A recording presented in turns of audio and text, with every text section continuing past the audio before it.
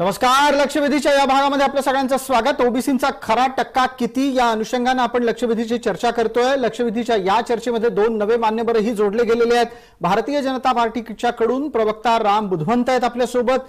राष्ट्रवादी काँग्रेसकडून उमेश पाटील आपल्यासोबत आहेत. त्याच जोडीला आपल्या या चर्चेतल्या पहिल्या भागातून याचिकाकर्ते विकास गवळी, आरक्षण अभ्यासक हरिभाऊ राठोड, मराठा समन्वयक आबासाहेब पाटील आणि दिलीप पाटील सुद्धा आपल्या सोबत आहेत. सर्व मान्यवरांचं आपण या चर्चेत स्वागत करूयात.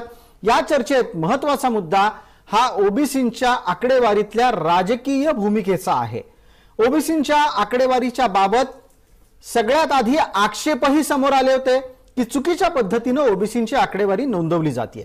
आता ओबीसींची आकडेवारी नक्की किती याच्यावरचे वाद महाराष्ट्रात सुरू झालेले आहेत आणि या वादाच्या मागे राजकीय कारण आहे असाही वास येऊ लागलेला आहे. आपल्यासोबत जे मराठा समन्वयक आहेत त्यांनी ही भूमिका स्पष्टपणे अधोरेखित केली. ते वारंवार आपल्या या चर्चेमध्ये येऊन ही भूमिका सांगतात की जातींचे आकडे वाढवणे कमी करणे हे घडवलं जात आहे आणि त्या निमित्तानं काही ना काहीतरी बिघडवण्याचा डाव आहे. आपल्यासोबत असलेल्या मान्यवरांचं चर्चेत स्वागत करू. राम बुधवंत यांच्यापर्यंत पोहोचायचं आहे. भारतीय जनता पार्टीचे राम बुधवंत हे प्रवक्ता आहेत. रामभाऊ, आवाज येतोय?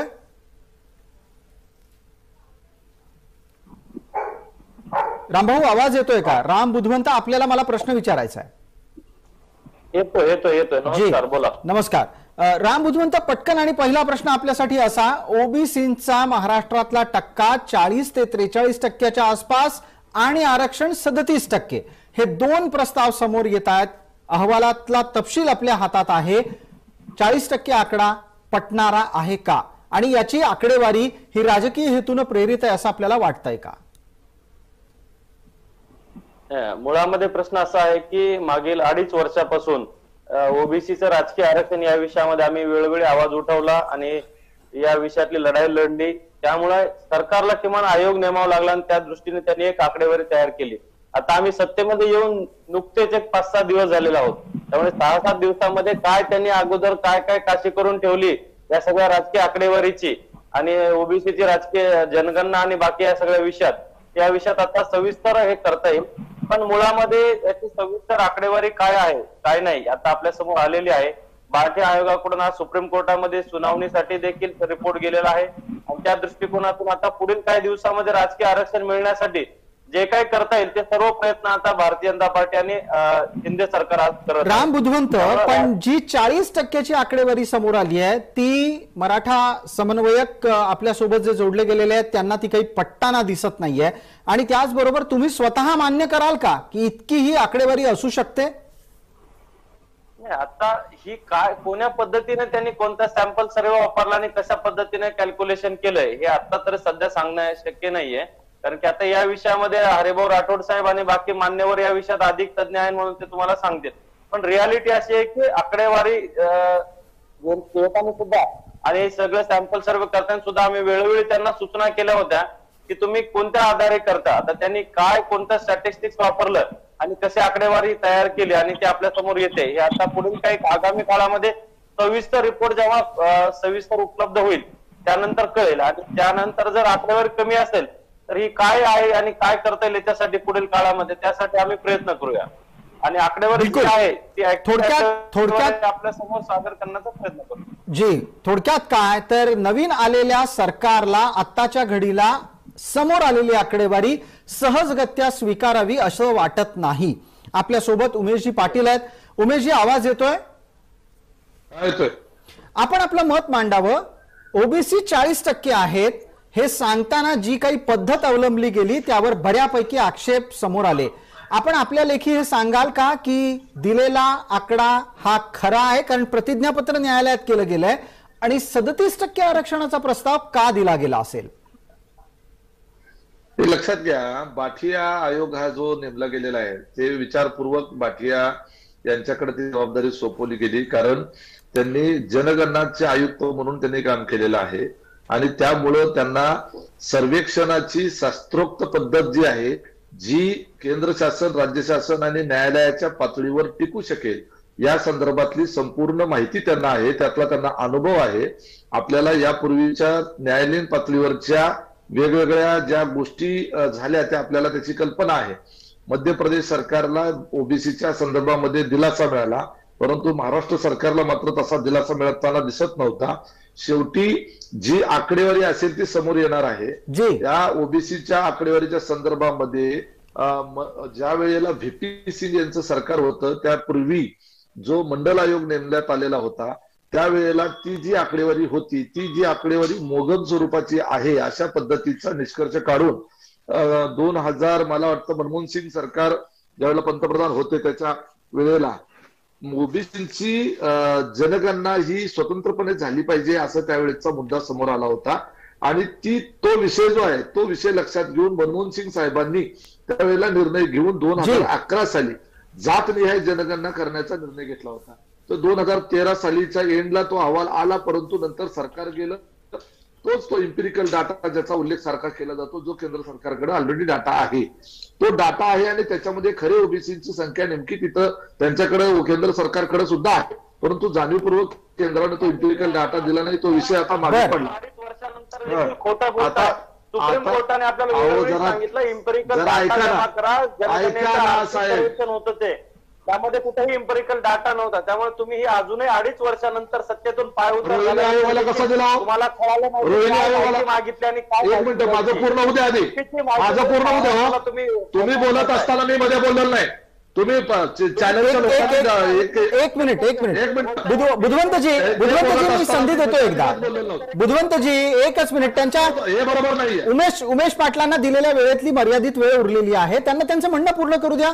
मी तुम्हाला आक्षेपाची नक्की संधी देणार आहे. उमेशजी आपण बोलणार आहात जी. मी आपल्याला संधी देतो. राम बुधवंतजी आपल्याला संधी देतो. उमेशजी बोलतात. उमेशजी आपल्यासाठी 30 सेकंद उरली आहेत. जर इम्पेरिकल डाटा जर तो कामाचाच नव्हता तर केंद्र सरकारनं नेमलेल्या ओबीसीच्या संदर्भातल्या रोहिणी आयोगाला तो कसा काय उपलब्ध करून दिला गेला होता ते बाकीचं सोडून द्या. आता बाठी आयोगाने जे काही आकडेवारी शेवटी न्यायालयाच्या पातळीवर लोकसंख्येच्या प्रमाणामध्ये आरक्षण देण्याच्या बाबतीमध्ये मराठा समाजाची लोकसंख्या 32% 34% आली म्हणून काय तेवढं आरक्षण दिलेलं होतं न्यायालयाने त्यावेळेला 16% आरक्षण 13% आरक्षण दिलेलं होतं. त्यामुळे तरी ओबीसीची आकडेवारी 40% पर्यंतची त्या आयोगाच्या ह्याच्यामध्ये आली असेल तरी सुद्धा 50% आत आरक्षण द्यायचं आहे आपल्याला. परत एससी आणि एसटी साठी सुद्धा आरक्षण आपलं जे मॅन्डेटरी आहे जे घटनात्मक आहे ते आरक्षणाची आकडेवारी सोडून मग ओबीसीला द्यावं लागणार आहे. याच्या व्यतिरिक्त आणखी काही समाज घटक आहेत की ज्यांना आरक्षण द्यावं लागण्याची शक्यता आहे. त्यामुळे न्यायालय त्या संदर्भामध्ये भूमिका घेईल आणि अगदी मग त्याच निमित्तानं उमेशजी आपल्यालाच प्रश्न आहे पटकन एक. आपण अहवालातला एक तपशील कदाचित ऐकला असेल, तुमच्यापर्यंत पोहोचला असेल नसेल माहिती नाही, पण आपल्यासोबत याचिकाकर्ते विकास गवळी आहेत. त्यांनी तो अहवाल वाचलाय आणि त्यातला एक महत्वाचा तपशील समोर आणला की 37% आरक्षणाची शिफारस केली गेली. आता आपण असं म्हणालात मराठ्यांना लोकसंख्येच्या निम्म आरक्षण दिलं गेलं, मग 40% लोकसंख्या असलेल्या ओबीसींना 37% आरक्षणाचा प्रस्ताव आपल्या सरकारनं दिलाय. तो राजकीय हेतून प्रेरित आहे. प्रत्येक ठिकाणी राजकारण बघून चालत नाही. ओबीसी हा देखील आपल्या समाजाचा अत्यंत महत्वपूर्ण घटक आहे. तो एक विकर सेक्शन आहे. आपल्याला सर्व समाजाला सोबत घेऊन जाणं ही आपली जबाबदारी असते. हे महाराष्ट्र राज्य हे काही मराठ्यांचं राज्य नाही आहे, मराठी माणसांचं राज्य आहे. इथं असणारा प्रत्येक समाज घटकाला सर्व प्रकारच्या राजकीय शैक्षणिक सार्वजनिक नोकऱ्यांच्या मध्ये समान अधिकार मिळण्याची त्याची ज्याचा तो हक्क आहे आणि त्या लोकसंख्येच्या प्रमाणात तो त्याला मिळणं आवश्यक आहे. ठीक आहे. मराठ्यांना सुद्धा आरक्षण मिळणं आवश्यक आहे. जी वेळेची मर्यादा आहे. पटकन राम बुधवंत आपले आक्षेप मांडतील. इम्पेरिकल डेटाच्या संदर्भातला आपला आक्षेप आपण द्यावा.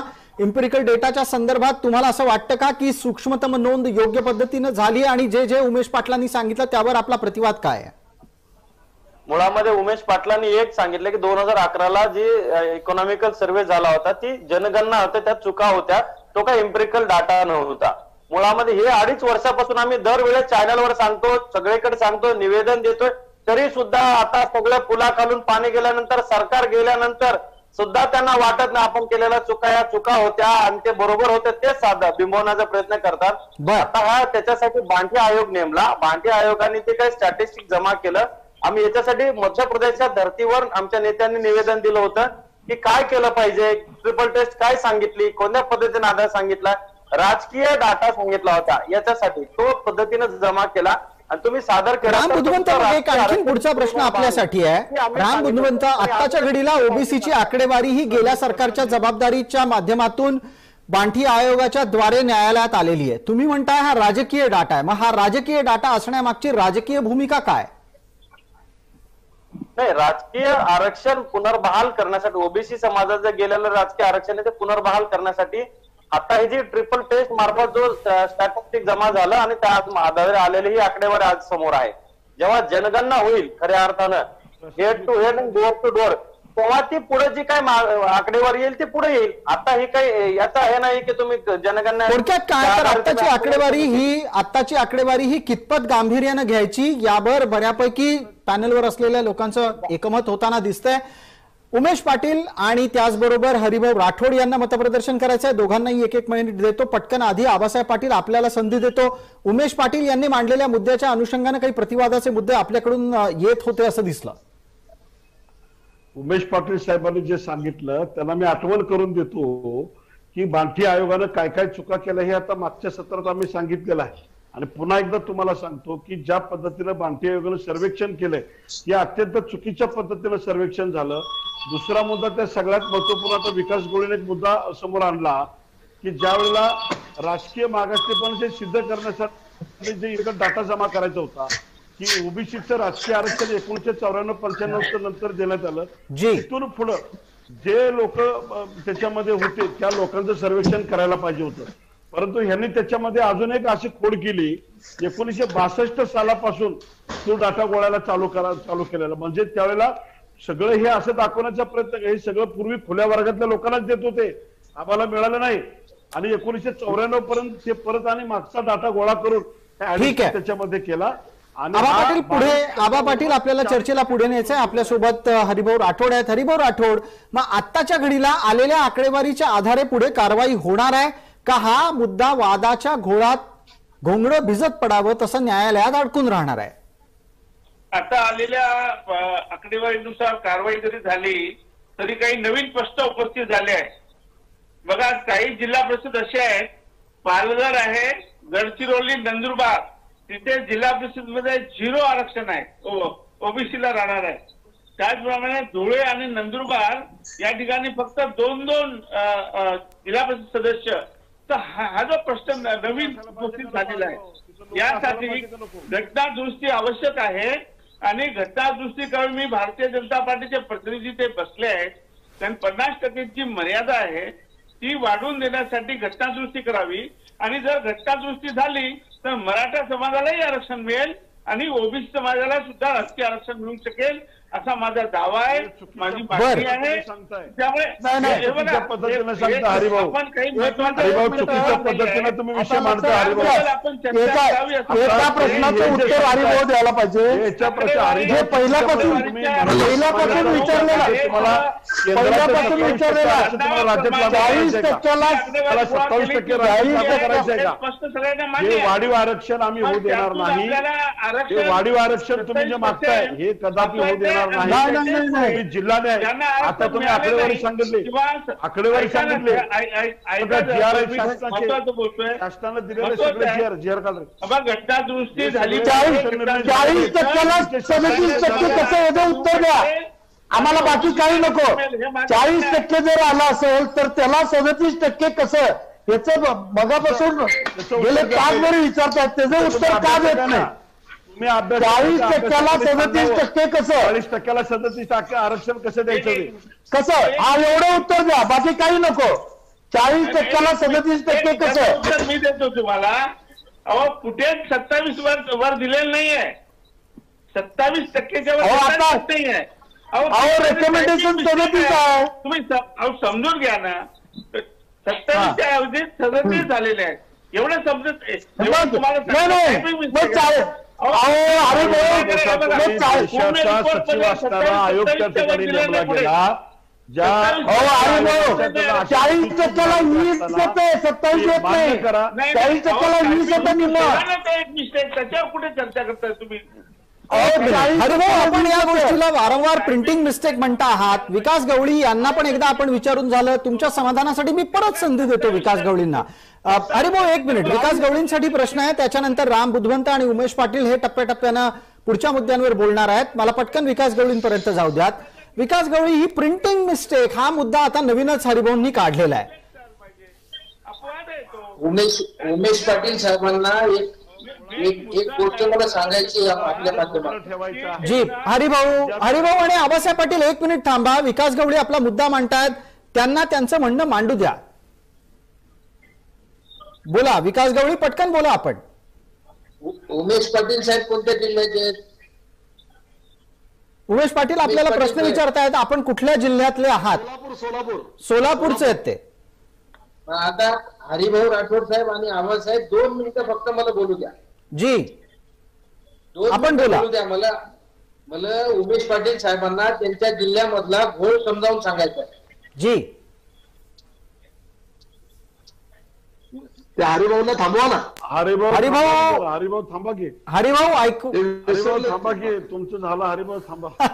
हरिभाऊ आज काय ऐकायला तयार नाहीत. हरिभाऊ, एक मिनिट. विकास गवळी बोलतात, ऐका जरा. विकास गवळी, सोलापूरमध्ये काय टक्केवारीतला आकडेवारीतला घोळ आहे तो उमेश पाटलांना सांगू इच्छित आहेत.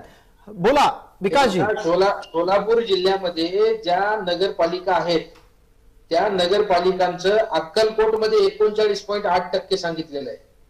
त्यानंतर अकलूज मध्ये 37.2 सांगितलेलं आहे. त्यानंतर बार्शीमध्ये 24.1 आहे आणि मैंदर्गी नावाची एक नगरपालिका आहे, त्या ठिकाणी 71.8% आहे. आता ही एवढा डिफरन्स उमेश पाटील साहेब असायला पाहिजेत का? उमेशजी, याचं उत्तर आपल्याकडून अपेक्षित करतो. आणि या निमित्तानं विकास गवळी जो वारंवार मुद्दा अधोरेखित करतायत तो असा आहे की बांटी आयोगानं काम प्रामाणिकपणे केलेलं नाही. अहो, बाठी आयोगाला जनगणनेचा पूर्वीचा अनुभव आहे. जी आहे ती आकडेवारी समोर आलेली आहे. आणि ज्या वेळेला मंडल आयोग नेमला होता त्यावेळेला सुद्धा अशाच पद्धतीनं आकडेवारीवरून गोंधळ झाला. त्यावेळेला मंडल आयोगानं असं सांगितलं की या देशामध्ये एकूण 52% ओबीसी समाज आहे, 52%पेक्षा जास्त. आणि त्यावेळेला त्यांनी ओबीसी मधल्या 4,000च्या पेक्षा जास्त जाती आहेत म्हणून सांगितलं. महाराष्ट्रात 350. म्हणजे मला एक्झॅक्टली ते आकडेवारी करेक्ट माहित नाहीये, परंतु 350 पेक्षा जास्त ओबीसीच्या वेगवेगळ्या जाती समूह आपल्या महाराष्ट्रामध्ये आहे. आता समाज घटक जो आहे, ज्या त्या ठिकाणी ज्या त्या तालुक्यामध्ये ज्या त्या गावामध्ये गावनिहाय डोर टू डोर सर्व्हे केल्यानंतर प्रत्येकाकडे आधार कार्ड आहे. आधार कार्डावर जात नाही, ठीक आहे, परंतु शाळेचा दाखला असतो, वेगवेगळे डॉक्युमेंट्स असतात. त्या माध्यमातून जर या आकडेवारी गोळा केली असेल आणि त्या आकडेवारीच्या माध्यमातून जर त्या ठिकाणी मग काय त्यांनी मला घरी बसून आकडे लिहिले का? मैंदर्गीला 73 जमा केली ती मतदार यादीच्या माध्यमातून जमा केली आणि मतदार यादीमध्ये चुकीचं सगळं चुकीचं. पहिली गोष्ट एक जण सांगतोय आडनावावर नाही केलं, कोण तर म्हणतोय मतदार यादीतनं केलं, कोण तर म्हणतोय रॅन्डम केलं. काय एक मिनिट. जर बाठिया आयोगाने जर आडनावावरून जर केली असेल, आता त्यांनी कशी आकडेवारी गोळा केली हे बाठिया स्वतः काय बोललेले नाहीये. नाही उमेश पाटील, हे या गोष्टी सरकार दरबारी पण आल्या, तुमच्या सरकारमधल्या मंत्र्यांनी मान्य केल्या, राष्ट्रवादीच्या मंत्र्यांनी मान्य केल्या, काँग्रेसच्या मंत्र्यांनी मान्य केल्या की आकडेवारी नोंदवणं चुकीच्या पद्धतीनं झालं. मग हा अहवाल गेला कशाला न्यायालयात? हेतू लक्षात येत नाहीये. एक मिनिट ऐका जरा. बाठिया आयोगाने नेमकी कशा पद्धतीने आकडेवारी गोळा केली हे बाठिया आयोग स्वतः सांगू शकेल ना? तुम्ही आम्ही नाही सांगू शकत. बाठिया आयोग समोर बोललेत का की मी अशी मेथड वापरली म्हणून? हे तुम्ही आम्ही म्हणतोय की कोण म्हणतो? विकास गवळी याचिका करते आहेत, त्यांच्याकडे उत्तर असेल याचं, त्यांना विचारूयात. मग आडनावावरून जर केलं असेल तर ते चुकीचं आहे. जी आडनावानुसार गोळा केलेली आहे, माझ्याकडे प्रूफ आहे आणि काही केलेली आहे, कुणाच्या घरी जाऊन केलेली नाही आहे. परंतु स्पष्ट असं आहे, जे रिकमेंडेशन आहे ज्याच्यावर चर्चा चालू आहे 27%च्या वर कुठेच त्यांनी हे केलं नाही, करू शकत नाही. कारण सर्वोच्च न्यायालयाचा निकालच आहे की जास्तीत जास्त ओबीसीना 27% देऊ शकतो आपण. मग आता माझा पुढचा प्रश्न राम बुधवंत यांना आहे. राम बुधवंत यांना सांगतात ना कुठे नाही, नाही. कुठे आहे? अहो 40% जर का तुमची जनगणनेप्रमाणे लोकसंख्या आहे, 40% लोकसंख्या असेल तर 20% याला 27% कुठनं काढले? महत्वाचा तो आहे. त्याचं उत्तर दिलीपराव या संपूर्ण चर्चेत त्याचं उत्तर काही सापडत नाहीये. महत्व कोणी सांगितलं 20%च्या जागी 27 कुठलं आणलं? 27 कुठलं आणलं? 27% देता येत नाही का? 27 नाही 37 हा काम नाही देता येत नाही. देता 37 पण देता येत नाही, 27 पण नाही, 20च देता येतं. 20च देतं. तुम्ही काय नाही. अहो हरिभाऊ राठोड, कायदा तुम्हाला वेगळा नाही. सर्वोच्च न्यायालयाने सांगितलं तुम्ही सांगा ना 50% आरक्षणाची मर्यादा सांगता. घटनांमध्ये की लोकसंख्येच्या प्रमाणात द्या. ही घटना सांगते, ही माझ्याकडे संविधान काय आहे. घटना सांगते? 243 काय घटना वाचा सांगते? तुम्ही. 40%चे 37% द्या म्हणून सांगते का? 243 वाचा. घटना हे लोकसंख्येच्या प्रमाणात आरक्षण द्यायचं. कुठं आणली? तुम्हाला कोणी सांगितलं कुठं आणलं ते सांगा. अहो आमच्याकडे पण आहे सगळं. घटना आमच्याकडे पण आहेत, आम्ही पण वाचले. मला सांगा. हरिभाऊ आबासाहेब आणि दिलीपराव तिघांनाही एक विनंती आहे. आत्ताच्या घडीला वेळ मर्यादेमध्ये आपल्याला चर्चा आटोपती घ्यायची आहे. मला एक पटकन राम बुधवंत आणि त्याचबरोबर विकास गवळी दोघांसाठीचा प्रश्न उपस्थित करायचा आहे. तो मुद्दा असा, राम बुधवंत, आपल्या पक्षाचं नुकतंच सरकार आलेलं आहे, येऊन काही दिवस झाले आहेत आणि हा एक नवा मुद्दा, नवी डोकेदुखी तुमच्या समोर आलेली आहे. असं असताना तुम्ही हे तुमच्या पक्षात जाऊन सांगाल का की हा अहवाल मागे घ्या आणि योग्य पद्धतीनं मोजणी करूनच अहवाल सादर पुन्हा एकदा करावा? मुळामध्ये अहवाल सुप्रीम कोर्टामध्ये सादर झालेला आहे. त्यावर सुप्रीम कोर्टामध्ये चर्चा आणि आज सुनावणी देखील झाली. राजकीय आरक्षण पुनर्बहाल करण्यासाठी ओबीसीचं जे काही करता येईल आता कमी वेळामध्ये ते आज आम्ही पूर्ण करत आहोत. आणि वेळोवेळी आम्ही बाटे आयोगाला आणि तत्काल राज्य सरकारला देखील या विषयात निवेदन देऊन सूचना देखील केली होती की आपण मध्य प्रदेशच्या धर्तीवर केलं होतं. मुळात प्रश्न असा आहे की जनगणनेचा विषय किती आहे. आता जेव्हा जनगणना काउंट केल्या जाते त्यावेळेस मतदार यादीतले माणसं आणि लहान मुलं 18च्या खालचं हा विषय वेगळा असतो.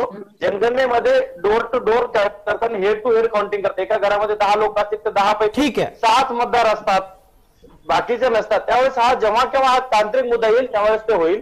आणि ठीक आहे, मग या निमित्तानं आता पटकन चर्चेच्या शेवटच्या टप्प्यात रामभाऊ आपण आहोत. आपण असे संकेत देता आहात की अहवालाच्या निमित्तानं न्यायालयात चर्चा होईलच.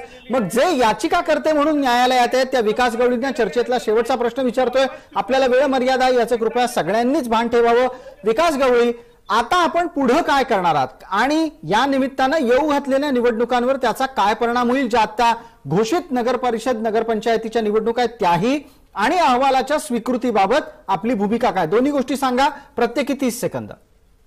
आज ज्या वेळेला सुनावणीसाठी ही याचिका आली तर त्यावेळेला आम्ही परवाच्या दिवशी आमच्याकडे तो अहवाल आला आणि 781 पानाचा अहवाल आहे. त्याच्यामुळे 2 दिवसामध्ये वाचणं शक्य नसल्यामुळे आम्ही सर्वोच्च न्यायालयाला विनंती केली की किमान आम्हाला 7 दिवसाचा वेळ ह्या सगळ्या गोष्टींचा बारकाईने अभ्यास करण्यासाठी देण्यात यावा. सर्वोच्च न्यायालयानं ते मान्य केलं आणि ते मान्य करत असताना राज्य सरकारला आणि राज्य निवडणूक आयोगाला आणि देशातल्या आपल्या राज्यातल्या संपूर्ण ओबीसींना सुद्धा दिलासा दिला की जोपर्यंत या याचिकेवर चर्चा होत नाही तोपर्यंत ज्या निवडणुका लागलेल्या आहेत त्यांच्या तारखांमध्ये बदल करण्यात यावा, तो प्रोग्राम अल्टर करण्यात यावा आणि ह्या संदर्भात जी काही चर्चा होईल त्या चर्चेनंतर ओबीसीचं आरक्षण कुठे किती द्यायचं, अहवाल स्वीकारायचा किंवा नाही स्वीकारायचा या संदर्भात त्यांनी हा निर्णय 19 तारखेसाठी राखून ठेवलेला आहे. ठीक आहे, थोडक्यात काय तर आत्ताच्या घडीला या निमित्तानं येऊ घातलेल्या निवडणुकांचंही वेळापत्रक बदललेलं आहे, आरक्षणाची आकडेवारी पण बदलू शकते आणि विषय हा भिजत घोंगड्याप्रमाणे चर्चेच्या अनेक तारखांवर तारखा पाहत आपल्या समोर येऊ शकतो. आपण सर्व मान्यवर या चर्चेत सहभागी झालात त्याबद्दल आपले मनपूर्वक आभार. लक्षवेधीच्या या चर्चेमध्ये तूर्तास इतकंच. सर्व प्रेक्षकांना जय महाराष्ट्र.